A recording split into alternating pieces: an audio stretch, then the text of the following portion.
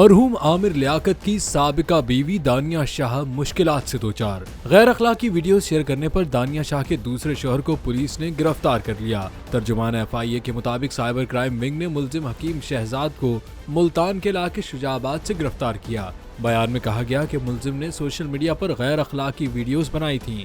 FIA ने अपने बयान में मजीद कहा कि गिरफ्तार मुलजिम के खिलाफ मुकदमा दर्ज करके मजीद कानूनी कार्रवाई शुरू कर दी गई है।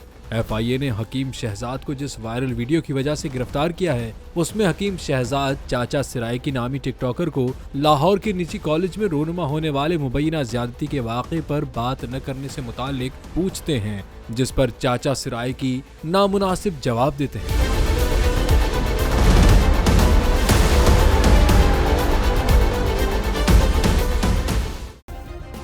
सब्सक्राइब करें और बेल दबाएं ताकि कोई खबर रह न जाए।